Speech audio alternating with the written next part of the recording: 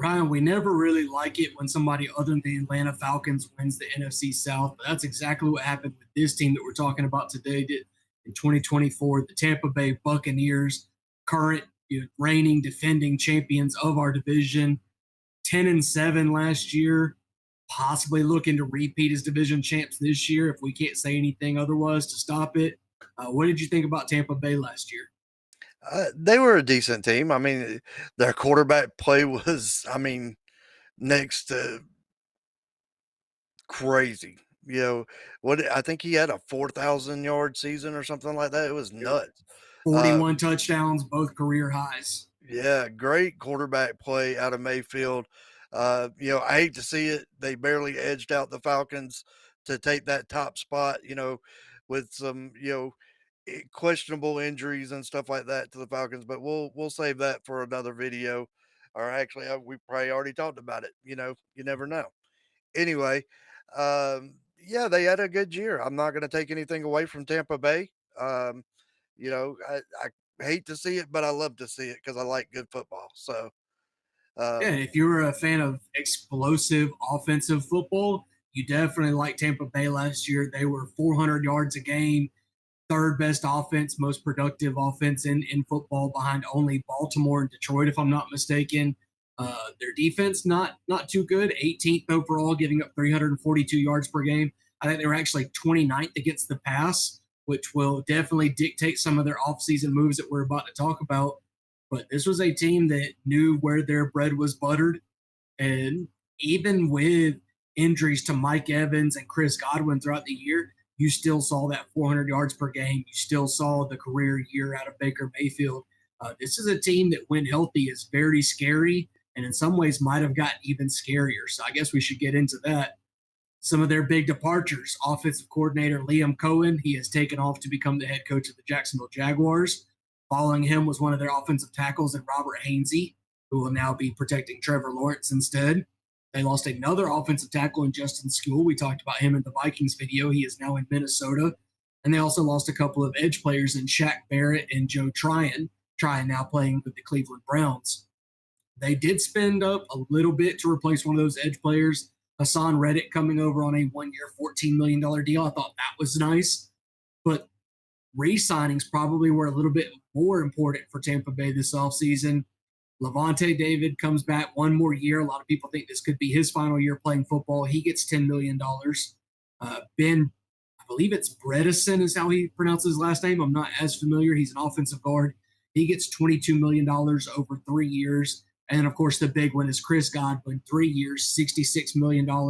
We've talked about how productive this wide receiver group has been. Obviously, him and Mike Evans are the top two guys in that room, making sure that he's locked up for the next few years and paying him handsomely to do so. I think it's a good thing, not only for this offense, but specifically for Baker Mayfield and his continued dominance, the career resurgence that he's had after that one game wonder with the Rams and now signing on with the Tampa Bay Buccaneers. Having his top two targets in place, I think, was very important for Tampa Bay. But what do you think? yeah, I agree. The Godwin Evans, that's a dynamic duo. I think it's good. It's good for Baker Mayfield. I'm sure he's super happy. He probably threw a big party and all that fun stuff. So I think it will hurt leaving their coach leaving and going over to Jacksonville, but I don't blame him for doing it. But at the same time, I don't know that you can stop that dynamic offense. So, as long as the new OC doesn't screw it up too bad, then they should be fairly competitive this year. And you know, hopefully, we'll lose a couple to Atlanta. Yeah, that's what I'm hoping for. Although I will say it won't be easy. We talked about how good this offense has been, and they might be even better. Obviously they've got a lot of talented veterans in place, but they are still adding to it. If you look at their first round pick at the time of the draft, it's not that I ever hated the player. It's just more so I didn't quite understand using this pick at this juncture, knowing that Mike Evans is towards the end of his career, but has never failed to have 1,000-yard season at any point throughout his NFL career. Knowing that you just signed Chris Godwin to a 3-year extension, why use your top 20 pick on another receiver, That's exactly what they did. They bring in Emeka Egbuka, and maybe coming out of Ohio State, as incredible as these receivers have been in the NFL, you look at a lot of his teammates, Marvin Harrison Jr., and I mean, the list is on and on. I won't spend a lot of time talking about how good some of those guys have been, but maybe they just viewed it as being so perfect, so pro ready that he can step into any wide receiver role, no matter who's hurt, and keep this offense going. They saw what happens when Mike Evans and Chris Godwin missed time at the same time. Yes, Jalen McMillan was really good last year for them as their wide receiver three. And Buka might go ahead and push him for that wide receiver three spot in training camp and take it outright before the season starts, but they've got the opportunity to go four wide and wide receivers, spread teams out, and beat them in a college style offense that Mm-hmm. we don't really see too often in the NFL. Most teams have a good wide receiver one to a great wide receiver one. And then, the teams that really set themselves apart offensively are the ones that can put a really good wide receiver two on the field. You look at what Philadelphia does with Devontae Smith and A.J. Brown. You look at what Minnesota has tried to do with Jordan Addison across from Justin Jefferson. Certainly, the Cincinnati Bengals are a great example of this. Yep. We talked about their guys with Batman and Superman, with Jamar Chase and T. Higgins. Obviously, I think the Rams tried to do something similar, bringing in Devontae Adams to play across from Puka Nakua. I mean, the list goes on and on. We're talking about good offenses. Nobody, I think, can stack up four receivers with Tampa Bay. When you look at Godwin, Evans, McMillan, and now Ibuka, I mean, they are almost injury proof at the wide receiver position because if one gets hurt, guess what? We've got another one. So questionable use of draft capital, maybe, but it puts them in a unique position. They're almost building their real life NFL team the way that I try to build my fantasy football teams, where I make my strength a bigger strength so that nobody can ever have that edge above me. Tampa Bay is kind of nearing that position where nobody's going to be able to edge them out at the wide receiver position. And maybe that's something that I just didn't think of before when we were really hating on that pick around draft time, and it definitely stands to make me look foolish over time. But that wasn't their only good pick. Come back in the second round, they took Benjamin Morrison, and then in the third round, Jacob Parrish. So a pair of cornerbacks coming out of Notre Dame and Kansas State. It's just, we talked about how bad they were 29th against the pass last year. Some of that was because teams were having to throw on them early and often to try to keep up with how good their offense was. But now they need to invest in that secondary. They need to invest in their front seven, especially in generating pressure. They did that with the next couple picks. In the fourth round, they take David Walker. In the fifth round, Elijah Roberts. I mean, they are investing on this defense at very important positions, trying to make sure that they're not giving up as many yards as they were last year and trying to improve upon that. And I think that's a good thing for them. And then maybe just another player that might not even make their roster, but somebody that I'm pulling for is wide receiver Tez Johnson. He was their seventh round pick, taken 235 out of Oregon. This is a very cool player, very nice young man. A lot of people probably remember seeing a lot of the media pieces about him and Bo Nix. He is Bo Nix's little brother.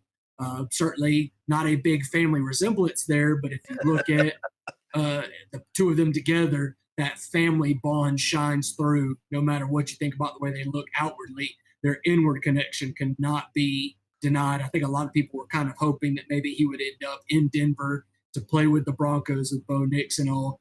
But if you can't play with Bo Nix, you might as well play for somebody like Baker Mayfield because I think he embodies a lot of the same characteristics, the same moxie.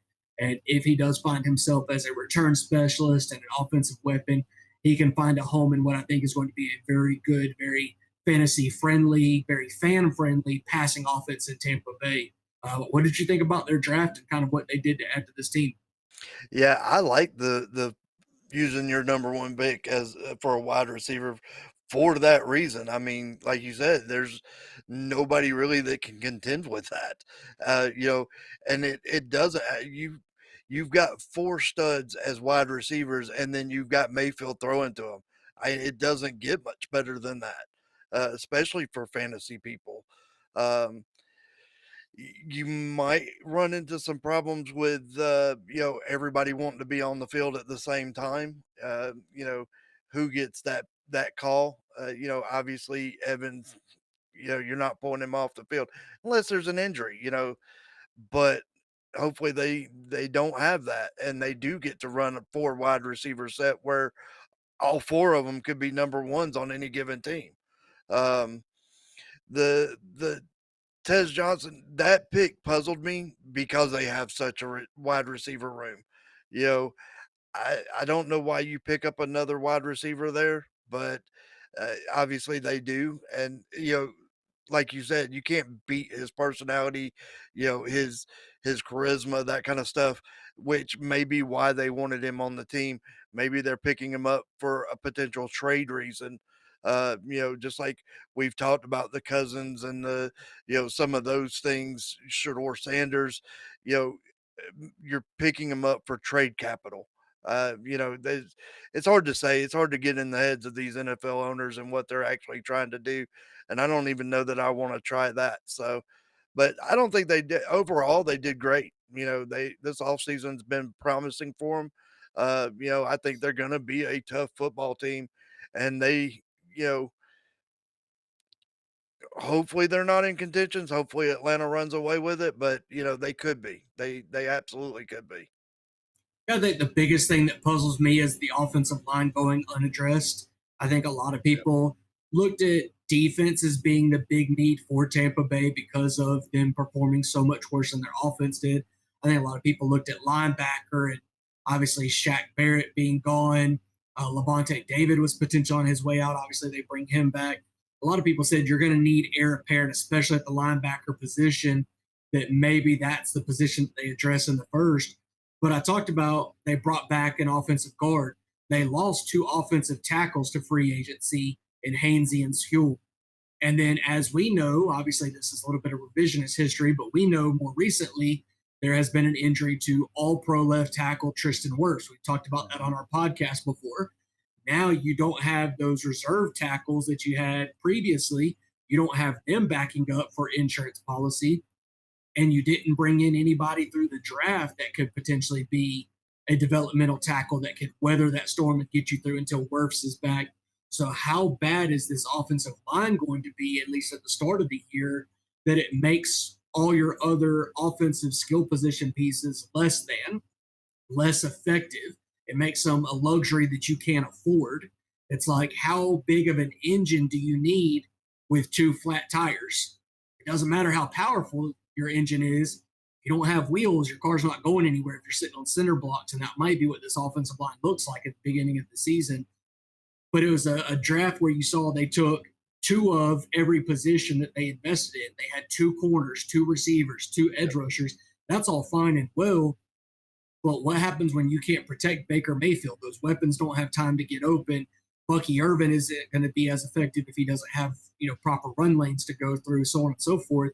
I think that can hurt this team at least at the beginning of the season, and maybe that's what gives Atlanta their edge. Is maybe Atlanta is a little bit healthier to start with. I hope. Obviously, we're knocking on all materials, wood especially, Yep. and maybe Atlanta can get a couple of wins at the beginning of the season that gives us the edge we need to squeak out a division win, even over a Tampa Bay team that might be more, in a lot of people's eyes, ready to contend. I actually said that last year. Atlanta was leading the division, but we didn't look like a playoff team. Tampa Bay looked like a playoff team. Yep. No, I don't want them to have success. No, I don't want them to compete for Super Bowl. Certainly don't want them to win another when Tom Brady already got them one that they didn't deserve. And I won't get too far into that. But it's like they looked the part of a playoff team when Atlanta was still looking the part of somebody that was trying to figure it out. Yep. Maybe Atlanta has now figured out more, and we can ascend to being that team, and we just have to beat the Buccaneers. And so, if that's the case at the beginning of this year, if Tampa Bay loses a couple of games that they wouldn't have otherwise, if Atlanta can win a couple of games and build that lead, maybe we won't squander it this year, even though blowing leads is kind of our thing, then I'll be all for that. But there's still strengths and concerns with this Tampa Bay team. I don't think anybody can just give them the division crown. And that's kind of my point. Yes, they have a stacked offense for new offensive coordinator Josh Grizzard. He is inheriting the keys to the kingdom that we've seen Canales pass on to Cohen, and now Cohen to Grizzard. It is going to be more of the same for Baker Mayfield. It's just a matter of his offensive line and their ability to keep him upright and keep this offense moving. Biggest concern sounds like a strange one. You look at how effective they were last year, especially on the ground. We talked about having three talented running backs: Rashad White, Bucky Irving, Sean Tucker. How effective they were last year. It was a top five rushing offense for them in 2024. But my statistic, my little nugget for this video is that Tampa Bay has only fielded a top five rushing offense one time since 2015. So over the course of the last 10 seasons, they've only been top five in rushing once, and it was last year. That does not sound like it's something that's going to continue. That sounds like an outlier to me. And so when you combine the fact that you expect the running back production to regress a little bit over what they were last year, certainly the efficiency, having to have a new offensive coordinator come in, the investments they've made on the passing weapons, that passing offense, but not the offensive line, it just seems like a perfect storm brewing for there to have something of a collapse or a slight regression, especially first 4 to 6 weeks of the season. And that would be my big concern as a Tampa Bay fan, is that they don't come out as hot as they need to be able to keep pace with Atlanta in trying to win this division. Yep, I agree. And that's I said it in the Carolina video that the Carolina Panthers might sneak in a couple of wins over Tampa Bay, dropping Tampa Bay from first to third in this division. And Atlanta obviously could do the same thing, sneaking in a couple of wins to go from second to first in this division. So yeah, they're gonna have to, you know, really be on their A game and not lose one they should have won at the beginning of the year. And I said it with the whole Tez Johnson pick. Did they pick him up to use him as trade for an offensive line or for some kind of key position that they need? We are just now getting into preseason and just starting practice. So they've got some stuff to address, and as they see it, I think they will address it before they go into game one. Yeah, and maybe there's a team out there that's super deep and super rich on the offensive line that are going to have to face some tough cut choices when you get time to narrow down to your 53-man roster. They try to put somebody on the practice squad. Tampa Bay saw the tape. They know who it is, and they poach them. They bring them in, and maybe that's how they get through the Tristan Wirfs injury. We'll have to wait and see, but I think it's something that Tampa Bay needs to be wary of, and I'm sure that they are. That being said, we've kind of talked about it in past couple of videos, but throughout this video as well, in predicting these records, we both have Atlanta as being the eventual winners of the NFC South, and maybe we're just homers, and I'm sure you will love to tell us that in the comment if that's the case.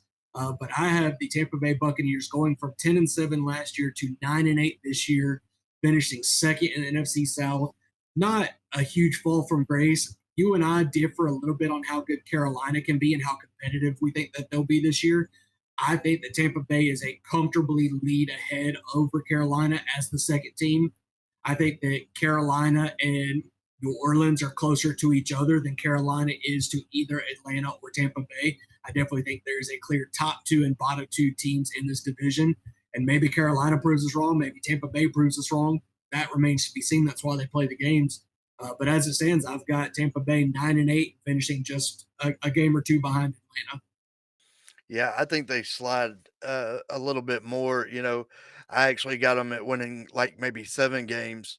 You know, like I said, the loss in the line is going to hurt them. How bad it hurts, is remains to be seen. If I wouldn't be surprised if they win 7 games, I wouldn't be surprised if they won 10 games. Um, you know, it's going to be super hard to tell on them. I do think Carolina and Tampa Bay are closer than what you think. I don't think it's a clear cut, you know, line in the thing where you have Carolina and the Saints just okay, y'all guys are over here and it's a shootout between Atlanta and Tampa Bay. I'm just not ready to give it. I do think Atlanta is a clear cut winner. And, if you've watched the Atlanta video, you already know where I stand on them. But I just don't think I think it's closer in the 2 and 3 spot than I do the 1 and 2 or the 3 and 4. Yeah, for sure. I mean, it could easily be that way. We've talked about a couple of divisions that are like that, where we think we know who's going to win and we could be way off. We could have some teams that we predicted finishing fourth in the division actually taking it. The San Francisco 49ers kind of come to mind with that. Yeah, We talked about the NFC North as being one of those divisions where it's like good luck picking a winner and a loser in that division because you're just as likely to be wrong as you are to be right at this stage. sure. Seeing how these injuries, I mean, we're just now scratching the surface of training camp. As many injuries as we've seen so far, there's still so many more to come, I fear. And the games haven't even started playing yet. So we'll have to see. But the one thing that I know for sure is I'm taking Mike Evans on any fantasy team that I can. He Yep. is Mr. Reliable, Mr. 1,000 yards, double digit touchdowns, it seems, every single year. As good as we talked about, Jamar Chase has to be, and T. Higgins has to be because of how bad the Cincinnati Bengals defense is and how much they're going to have to throw in Cincinnati this year. The same can be said for Tampa Bay. Their offense is what's going to win them games this year. I think their defense is okay, but not great. Certainly not as good as what they have been in years past. Todd Bowles be damned. But I think that Mike Evans and Bucky Irving and certainly Baker Mayfield, as good as he's been, these offensive pieces are ones that you're going to want on your fantasy football teams. But Mike Evans, for me, is, of course, the crown jewel. I don't buy into the Bucky Irving hype as much as some people do. I think that Rashad White still has a lot to offer this team and can still be the RB1 on any given week. We don't know what Grizzard is going to prefer versus what Liam Cohen preferred last year.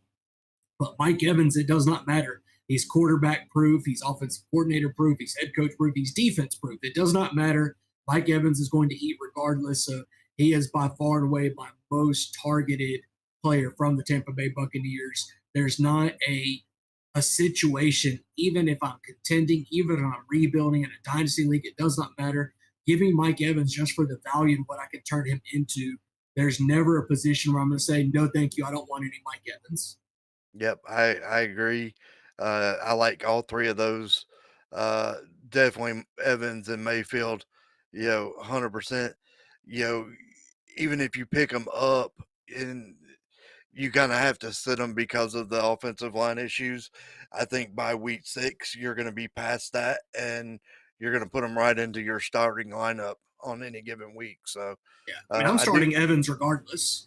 Well, yeah, but I'm talking about Mayfield. I think he Oh, yeah. may struggle a little bit at the very beginning of the year until he gets his, healthy line back, and hopefully he will. And so like I said, Mayfield, pick him up, set him on your bench first few weeks, and then put him in and let him explode because I think he's going to do you well. So.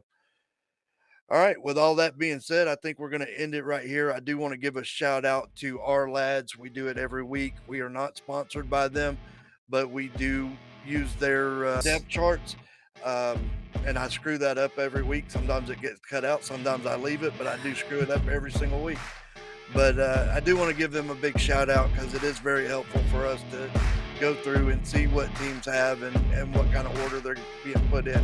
They do a wonderful job. So, like I said, would like to give them a shout out.